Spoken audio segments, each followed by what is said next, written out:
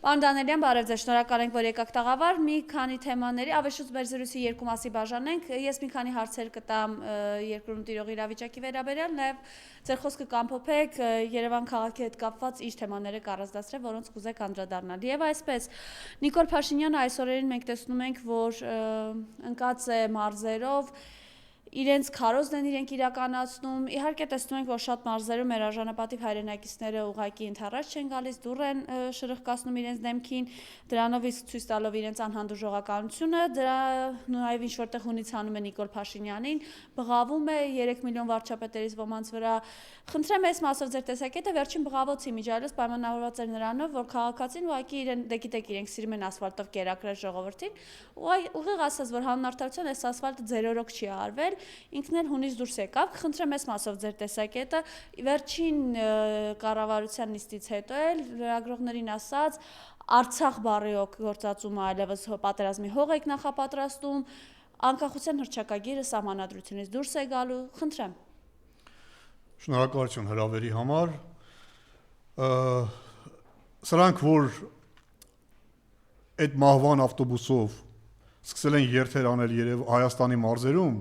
սա մի բանի մասին է խոսում, սրանք արդեն գիտեն իրենց իշխանության ավարտի մասին, սրանք արդեն հասկացել են, որ սրանց օրերը հաշված է, իրենք հենց այնպես չի, որ հելել ընկել են դռնեդուր ժողովուրդ, այս մարդիկ իրենց համար ուրեմն սոցիոլոգիական հարցումներ են արել ու տեսել են, որ իրենց վիճակը շատ վատ է, իրենց հեղինակությունը ընկած է, բացասական ռեյտինգը ավելի բարձր է ու իրենց նորից եմ ասում անցնելու կամ իշխանություն դառնալու հավանականությունը ձգտում է 0-ի։ Դրա համար էլ ընկել են ուրեմն քաղաքից քաղաք, գյուղից գյուղ, դռնից դուռ իբր թե քարոզություն չեն անում, իբր թե ժողովրդի հետ հանդիպումներ են անցկացնում, բայց սա ուղիղ քարոզություն է։ Ուղղակի անունը քարոզություն չի, բայց իրանց արարքը, իրանց արածը դա ամբողջության քարոզություն է։ Եվ ժողովրդի հետ հանդիպումների ժամանակ իր պահվածքը, կոնկրետ այդ մի հոգու պահվածքը, դա խոսում է նրա մասին, որ ինքը հիստերիայի մեջ է ընկել ու ժամանակ առ ժամանակ չի տիրապետում ինքն իրեն, իր էմոցիաներին, իր հիստերիաներին չի տիրապետում, հունից դուրս է գալի, դա նորից եմ ասում, խոսում է նրա մասին, որ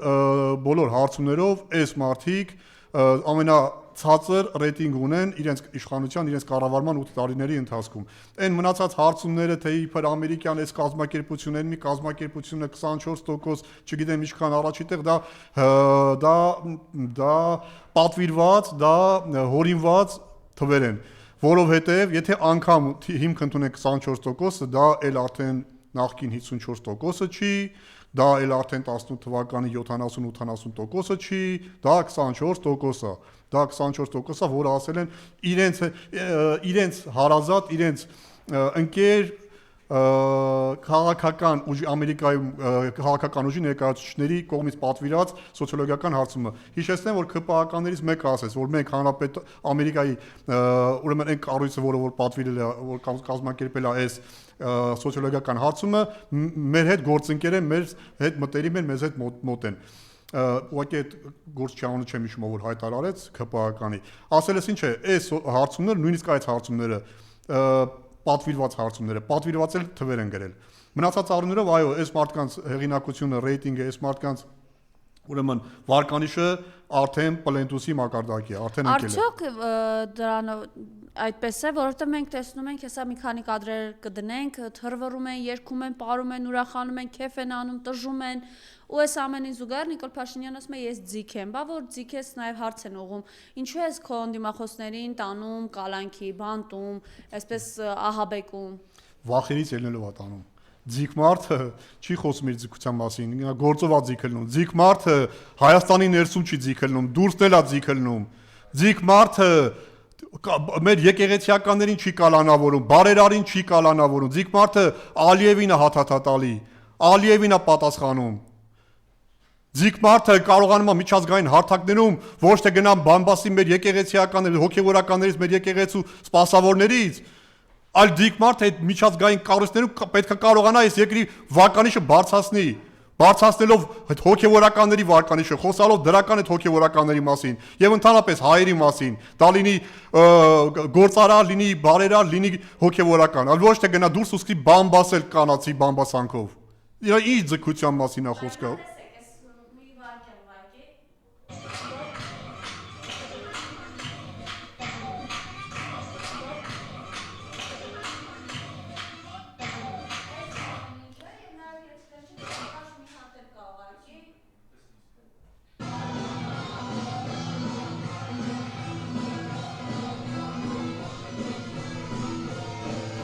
ինչ ասես, տրանսի մեջ ընկած ժողովուրդ, էլ տրանսի մեջ։ Տրանսը գիտեք ինչա։ Հոգեվարքի մեջ են ընկել։ Սրա զուգահեռ մի հատ ուրիշ տեսանյութ է որ դնեիք, եթե ունենայիք, լավ կներեն, կարգին սկեչեր կային։ Այնտեղ էլ հիշում եք մի հատ կադր կար, որ հոգեբուժարանի մեքենայի մեջ այնտեղ էլ այդ հոգեկան այդ առողջություն խնդիր ունեցող մարդիկ էին, ցես ծավտալու այդնի ձևով ապարում։ Հայկ Մարությանի ականջը կանչի։ Հիմա այս ամեն ինչը վախով է պայմանավորված, թե իրենք վստահ են եւ գիտեն, որ ինչ է լինի, իրենք վերընտրվել են, որովհետեւ Նիկոլ Փաշինյանն մամուլում ասում են, որ վստահ են, որ ջախջախի հաղթանակ եք տանելու Երևան իրենց խաղնիցի ժամանակ։ Մարիամ ջան, իրենք ջախջախից պարտություն են տանում, ջախջախիչ, ջախջախվելու են։ Այս ժողովուրդը չի հանդուրժելու սրանց, այս անգամ։ Հայ ժողովուրդը սրանց ջախջախելու է, սրանց իրենց մի մանդատով հայ քաղաքացին, Հայաստանի քաղաքացին իր մեկ մանդատով սրանց ջախջախելու է, ուղարկելու է պատմության աղբանոցը։ Սրանց տուն էլ չի ուղարկելու, պատմության աղբանոցն է ուղարկելու։ Սրանք իշխանությունից հեռանալու են, բայց Հայաստանից չեն հեռանալու, ժողովուրդ ջան, որովհետև սրանք պատասխան են տալու, սրանք չպետք է հասնեն Հայաստանից հեռանան, բայց իշխանությունից հեռացվելու են։ Միանշանակ ու ձեր միջոցով են հեռացվելու, ձեր օգնությամբ են հեռացվելու, ձեր քվեով են հեռացվելու, ձեր մեկ քվեով։ Ու քանի առիթն ասեմ, հանգարց չհավատակ այն մարդկանց, ովքեր կասեն, թե ամեն ինչ որոշված է։ Ոչ, ամեն ինչ նոր է որոշվելու ու ամեն ինչ դուք եք որոշելու, դուք ձեր մեկ ձայնով, ձեր մեկ քվեով, ձեր տանից դուրս գալով, օրվա մեջ 20 րոպե, 30 րոպե տրամադրելով ընտրատեղամաս գնալով, դուք եք ջախջախելու իրանց։ Դուք ձեր որոշումներով, ձեր քայլերով, ձեր քվեով։ Վերջերս կայացավ Հայաստան Դաշինքի մեծ համագումարը, որտեղ երկրորդ նախագահը հստակ հայտարարեց, որ ինքը չի հանգստանալու մինչև այս չարիքից չազատվեն, ինքը չի հանգստանալու մինչև այս իշխանությունը պատասխանատվություն չկրի Արցախը կորցնելու, Արցախի հետ կապված ամեն ինչը ուրանալու եւ իհարկե նաեւ մեր հազարավոր հայրենիների մահվան համար։ Ինչ է կարծում, սա ազդեցություն կունենա ժողովրդի կողմից, այսպես ասենք, գնա ժողովուրդը սրան ընթരാճ, թե ամեն դեպքում սոցիալական խնդիրներն են ավելի շատ ուզում, իմիջիալից սոցիալական խնդիրներին էլ անդրադառնալով նախագահը հիշեցրեց իր կառավարման տարիներին թոշակը ինչպես է բարձրացել եւ որը հնարավոր է անել եւս մեկ անգամ եւ այլ բազում խնդիրներ լուծել։ Նախ ես ստորագրում եմ նախագահ Քոչարյանի ասած բոլոր նախադասությունների եւ խոսքերի տակ, մտքի տակ, ես համաձայն եմ իր հետ, իր ասած ուրեմն բարերի նորից եմ ասում եւ ընդհանրապես մտքի հետ համաձայն եմ, այո, պետքա պայքարել միջև վերջ, ու այնքան ժամանակ միջև սրանք հեռացվեն։ Մեկ օրից կլինի, մեկ շաբաթից կլինի, մեկ ամսից կլինի, թե հունիսի 7-ից հետո կլինի, պետքա պայքարել, որ սրանց հեռացվի։ Ու դա պետքա արվի, այո, օրինական ճանապարհներով։ Պետքա արվի ժողովրդի հետ միասին։ Ու մենք կարող ենք դա միասին անել, ժողովուրդ։ Եվ անդրադառնալով ուրեմն թվերին ու փաստերին, ես ուզում եմ մի երկու թիվ ասել այսօրվա եւ նախկին տարիների համեմատության մեջ, որ պատկերավոր լինի։ Ուրեմն տեսեք, հարգելի հայրենակիցներ, այն փորձը, որ ունի նախագահ Քոչարյանը, ինքն էլ ասեց, որ իր քաղաքական դաշտում հայտ ներկայացրածներից կարծես թե բոլորը ոչ բոլորը ունեն կամ ոչ մեկ չունի։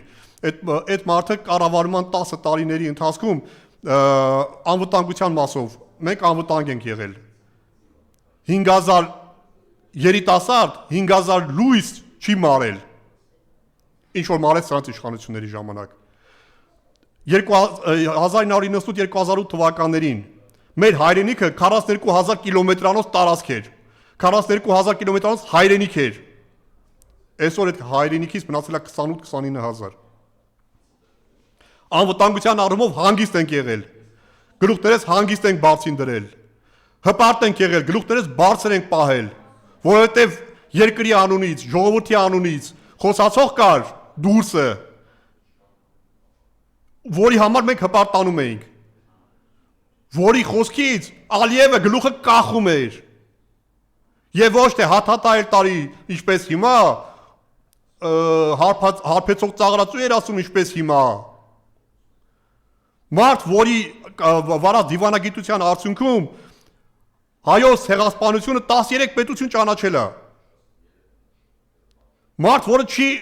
ամաչել ու չի ուրացել Արարատ սարը, ցեղասպանությունը, Արցախ բառից չի ամաչել, ինչ որ սրանք են ամաչում։ Ինչ վերաբերում է տնտեսական մասով թվերին, ուրեմն հիշեցնեմ 2018 թվականին, երբ որ սրանք եկան իշխանության,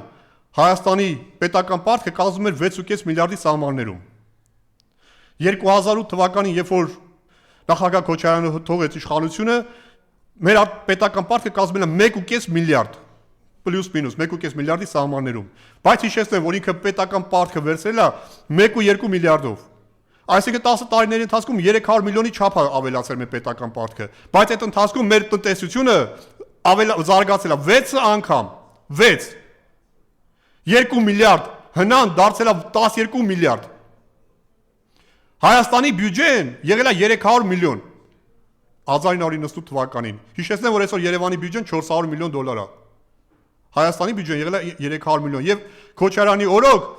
Հայաստանի բյուջեն 2.5 միլիարդի է հասել։ Աշխատավարձերի մասով նույնը կարեմ ասեմ, թոշակների մասով նույնը կարամ ասեմ, որ 6 անգամ ավելացել է։ Աշխատավարձերը 6-7 անգամ ավելացել են։ Թվերով, փաստերով կան, դուք էլ այդ տարիներում ապրել եք։ Հիշեցնեմ, որ 3 տարի 2004, 2005, 2006 թվականներին արտագաղթ չկար, հակառակը ներգաղթ էր։ Եվ մարդիկ գալիս էին Հայաստան աշխատելու համար։ Շինարարները Ռուսաստանից գալիս էին Հայաստան աշխատելու համար։ Մեկը իմ հայրը շինարար է եւ 90-ականներից գնում էր ուրեմն արտագնա աշխատանքի 2003, 2004, 2000 մինչև 7 թվականները ուրեմն Հայաստանից չի գնացել, աշխատել է Հայաստանը, որովհետեւ այստեղ աշխատանք կար ու բարձր վարձատրվող աշխատանք էր։ Շինարարի աշխատանքը ուրեմն գնահատված էր ու բարձր վարձատրվող էր։ Եվ ամենացածր արտագաղթը ընդհանրապես այս 30 տարիների ընթացքում եղել է նախագահ Քոչարյանի օրոք 129,000 հոգի։ Եթե թիվը ճիշտ եմ հիշում։ Սա խոսում է նրա մասին, որ ուրեմն համեմատության մեջ դնելու չի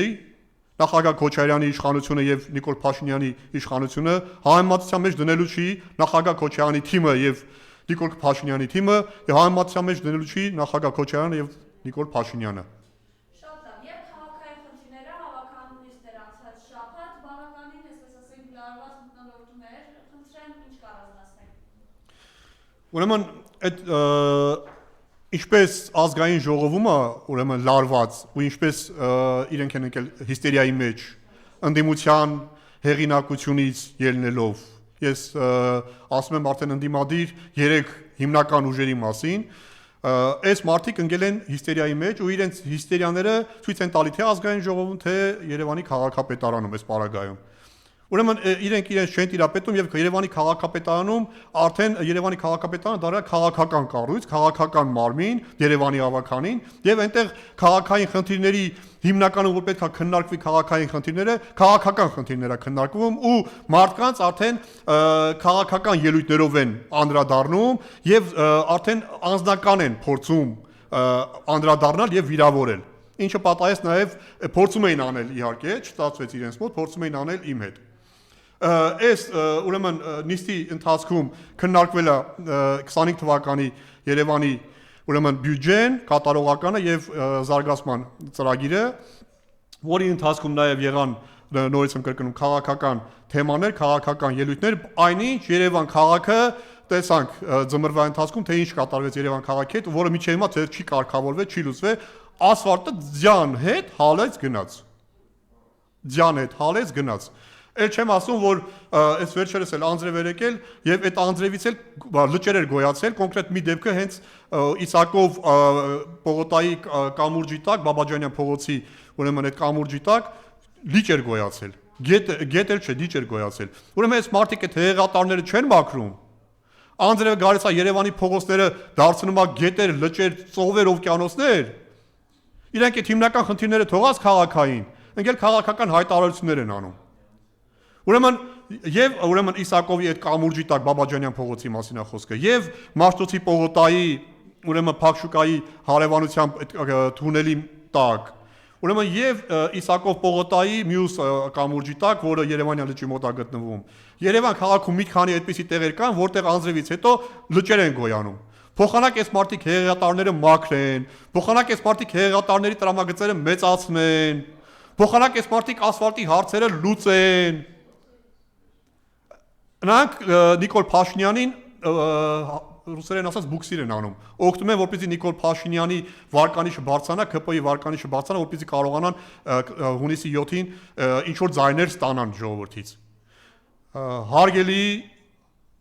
հայրենակիցներ, սիրելի երևանցիներ եւ ընդհանրապես հայաստանցիներ, այս մարդիկ սպառվել են։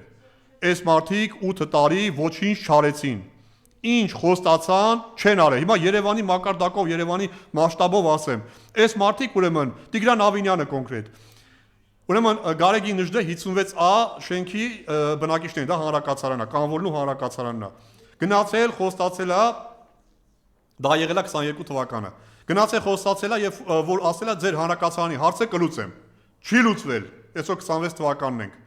Հանրակացարանը վթարային հանրակացարանը։ Վարդաշենի երկու հանրակացարանների ժողովուրդը էլ արդեն տեղ չմնաց որ դիմեն, էլ քաղաքապետարան, էլ կառավարություն։ Այս մարդկանց հարցը չի լուծվել։ Վերջի անգամ խոստացել են մեկ ամսվա մեջ այդ մարդկանց հարցը լուծեն։ 160 տնտեսություն ապրում է աշխատող ռումբի վրա։ Ցանկացած պա այդ շենքերը կարան փլուզվեն։ Բայց արդեն 3-4 տարի առաջ խոսք են տվել, որ այս մարդկանց հարցը կլուծեն, 26 թվականին դեռ չեն լուծել։ Այդ մարդկանց չեն տեղավորել։ Նույնը նաև կանվոլու հանրակացարանի մասին։ Խոսք են տվել, որ կտեղավորեն այդ մարդկանց, ընդեղ էլ ապրում է 200-ից ավել տնտեսություն, 200-ից ավել ընտանիք, այսինքն 700 հոգի։ Ու այդ հանրակացարանի հարցը չի լուծվել։ Ուրեմն 2023 թվականին, սրա մասին ես նաև ավականունիսի ժամանակ եմ խոսել։ 2023 թվականին ամռանը նախընտրական շրջան Երևանի քաղաքապետարանի գործակարգավարական նիստի ժամանակ։ Ուրեմն զեկուցումը ասեց գեղեցիկ ծրագրերից է խոսում։ Ասում է մի հատ Խորեն Գրիգորյան անուն ազգանունով այնտեղ վարչության պետ կար, որը հիմա փորձում էր դառնալ, չգիտեմ, դառնալու է ցուցակի անդամ թե չէ, ուզում էր դառնալ երևի թե падգամավոր։ Հիմա եկար ազգային ժողով խփել Աստվածչյանի։ Ուրեմն խոսում էր ծրագրերից, ու այդ ծրագրերը մնացին այդպես եթերում ու թղթի վրա։ Ասում էր բանկական երկաթուղու թունելները կառուցվելու են։ Նախագծող գտան, գումարը հատկացրեցին 9 միլիոն դրամ։ Այդ թունելները չի ուրեմն նախագծվել կամ նախագծվելա չգիտեմ, բայց չի վերանորոգվել ու չի վերանորոգվելու, որովհետև այդ թունելների վերևը կենտրոնական պոչտայի, գլավ պոչտայի շենքն է, որը քանդվելի է ու փոխարենը 50 հարկանի շենք է կառուցվելու։ Բայց երևանցիներին ասում են արդեն բանը այնտեղ նախագծող են գտել, այս այնտեղ այդ բանը ուրեմն թունելները բարեկարգվելու է, նորոգվելու է, գեղեցկանալու է եւ այլ եւ այլ։ Չեն արել։ Ուրեմն 2023 թվականի օգոստոսին Երևանի մետրոպոլիտենի Facebook-յան էջում գրառում գնաց, որ հեսա մետրոպոլիտենի վագոնները թարմացնելու ենք, շարժակազմերը նորացնելու ենք։ Ուրեմն հարցում եմ կատարել Երևանի քաղաքապետարանին, Տիգրան Ավինյանին, ասել եմ, այս վագոնների մասով ինչ է արվում։ Պատասխանը եկել, որ 74 միլիարդ դրամ գումար է պետք այդ վագոնները 45 վագոն կամ 15 շարժակազմ ունենալու համար, նոր շարժակազմ։ Ու այդ շարժակազմի մասով ծի գրասենյակի ղեկավարին հարց են տվել, ուրեմն պատասխանը այսպեսին է, որ պետքա գումար հատկացվի կառավարությունը, պետքա։ Այսինքն Նիկոլ Փաշինյանի երբ որ քեֆը տա գումար հատկացնի, կարող է այդ հարցը լուծվի։ 26 թվականի մարտն ենք, վագոնները չի թարմացել, վագոնները չի նորացել։ Դե մետրոպոլիտենի կառուցման մասին չեմ խոսում։ 7-8 անգամ խոսք են տվել, որ մետրոպոլիտենի Աչափնյակ կայարանը կառուցվելու է 26 թվականին չի կառուցվել ու չի կառուցվելու առաջիկայում, որովհետև վերջի իրենց տված խոստումը 31 թվականն է։ Ուրեմն էլի խոստումների մասին խոսեմ։ Ուրեմն նույն գործակարգավարականներից մեկի ժամանակ խոստացան, որ Երևանի Կիևյան կամուրջը վերանորոգվելու է։ Ուրեմն դրա մասին մի քանի գործակարգավարականի զեկուցվում էր, որ արդեն այս փուլում ենք, արդեն նախագծող են գտել։ Ժողովուրդ ջան, 2026 թվականի մարտն ենք։ Կիևյան կամուրջը չի նորոգվել, չի վերանորոգվել։ Վերջի անգամ Կիևյան կամուրջը վերանորոգվել է 2000-ականներին։ Լինսի հիմնադրամով։ Երբ որ կամուրջը մի քանի ամիս փակվել էր, երթևեկությունը փակվել էր, որպեսզի վերանորոգվեր այդ կամուրջը։ Դա եղել է Ռոբերտ Քոչարյանի օրոք։ Ուրեմն Միասնիկյան պողոտայի մասով զեկուցեցին, թե հեսա դարձափոխային ճանապարհ ենք սարքում Միասնիկյան պողոտան, որպեսզի բեռնաթափվի այդ պողոտան։ Առավոտը իջնելուց բեռնաթափվի, այսինքն 3 ուրեմն երթևեկելի գոտին դառնա 4 երթևեկելի գոտի, մեջտեղի այդ հատվածը շարժական պետք է լինի։ Երեկոյան պետք է փոխվեր բարձրանալու մասի մեծանալ, որպեսզի խցանումներ չառաջանար։ Ժողովուրդ ջան, դա զեկուցվել է 2023 թվականի օգոստոսին, այսօր 2026 թվականի մարտն ենք։ Փոխվել է թե չէ, հլացեք։ Հերթական խոստումներից է դա իրենց։ Խոստումներ, որ տվել են ու չեն կատարել։ Ավտոբուսների մասով Տիգրան Ավինյանը 3 թվականի սեպտեմբեր ամսվա գործակարգավարականներից մեկի ժամանակ ուրեմն խոստացա, որ հեսա 250 ավտոբուս է գալիս։ Սեպտեմբեր ամսին Երևանը գտնում էր նախընտրական շրջանում, նախընտրական ամիս էր, քաոս արշավի մեջ էինք, Տիգրան Ավինյանն է քաղաքապետի տեխնացու էր։ Գործակարգավարականն է ինքն էր վարում։ Ուրեմն հայտարարեց, որ 1 հատ ավտոբուս, էլեկտրական ավտոբուս բերել ենք, 250 հատ է բերելու ենք։ Ժողովուրդ ջան, 23 թվականի սեպտեմբերից անցել է ինչքան, այսօր 26 թվականի մարտն ենք։ Քանի հատ ավտոբուս եք տեսել Երևան քաղաքում, էլեկտրոավտոբուս 250 հատից, քանիսն եք տեսել 18 մետրանոց ավտոբուսներից։ Չեն բերել, չեն արել։ Հիշեցնեմ եւս մեկ խոստում։ 2023 թվականի էլի ամռանը զեկուցվեց, որ Նորագավիթում այնտեղ տրանսպորտային հանգույց են կառուցելու, եւ այդ նույն Խորեն Գրիգորյանը ասում էր, «Էսա վերացնելու ենք այնտեղի սև կետը»։ Խորեն Գրիգորյան եւ մնացածներդ, եթե այս երկրում, այս քաղաքում միա սև կետ կա, դա դուք եք։ Ուրեմն այդ էստակադան չի կառուցվել։ Եվ 2026 թվականի հունվարի գործակարգավարականներից մեկի ժամանակ առաջի գործակարգավարականներ, երբ որ Ծիկ Գրասենյակի ղեկավար Անետա Բաբայանը զեկուցում էր այդ ծրագրից, Նորագավիթի այդ հանգույցից, Տիգրան Ավինյանը ասեց, չէ, դրա մասին մի զեկուցի, դրա մասով գումար չկա։ Կառավարությունը գումար չի տվել։ Այդ նույն ճանապարհի վրա հյուսիս-հարավի, դա հյուսիս-հարավի մի հատվածն է։ Այդ հյուսիս-հարավի վրա էլի կան խնդրահարույց հատվածներ, որի մասին էլի խոսել ենք։ Դա Գարաժմոլի հարևանությամբ գտնվող շրջանաձև երթևեկությունն է, որը պետք է լիներ էստակադա, սրանք բերել են, ուրեմն շրջանաձև երթևեկություն են կառուցել, որի պատճառով այդ տարածքում խցանումները իր հերթին, վթարներն էլ իր հերթին, ուրեմն մենք հարցում ենք կատարել, պարզվել է այնտեղ տարեկան 370-ից 380 վթար լինում ժողովուրդ։ Պատկերացնում եք, օրը 1 վթար միջին հաշվարկով։ Բայց այս մարդիկ այդտեղ բերել են ամենաէժան տարբերակն են որոշել շրջանաձև երթևեկություն եւ վերջ։ Պետքա այդտեղ 2.5 միլիարդի սահմանում ուղղակի հյուսիս-հարավի համար բան կառուցվեր, էստակադա, որից ելնելով նաեւ այդ հատվածը կբեռնաթափվեր։ Էդ էլ չեն արել։ Այսինքն խոստումներ, գեղեցիկ խոսքեր եւ արդյունքում ոչ մի բան։ Սա ես ասեցի քաղաքի մակարդակով, Երևան քաղաքի։ Նույն խոստումները համապետական մակարդակի է։ Հիշեցնեմ մենակ մի խոստում, որ Նիկոլ Փաշինյանը 21 թվականին տվեց։ Հադրութի եւ Շուշիի ուրեմն հետ վերադարձը։ Հետ վերադարձ եղավ, թե չէ։ Նա այնց հետո եղավ ուրեմն բանը Արցախի շրջափակումը, նրանից հետո եղավ Արցախի հայաթափումը։ Ինչ ասել են, արել են հակառակը։ Ինչ ասել են, արել են հակառակը։ Այնպես որ եկել է այս մարդկանց հերթական գեղեցիկ խոստումներ տալու ժամանակաշրջանը։ Իմացեք, որ առաջիկայում արդեն իրանք սկսել են իհարկե, առաջիկայում ավելի շատ են ձեզ խոստանալու, հենց ԿՊ-ն, հենց Նիկոլ Փաշինյանը։ Դուք որոշեք ինքներդ, հավատաք թե չէ։ Հավատաք հերթական անգամ խաբվեք, թե գնաք ընտրեք այս անգամ ընտրեք ընդդիմության որևէ մի ուժի սրանց մերժելու համար։ Որոշումը ձերն է։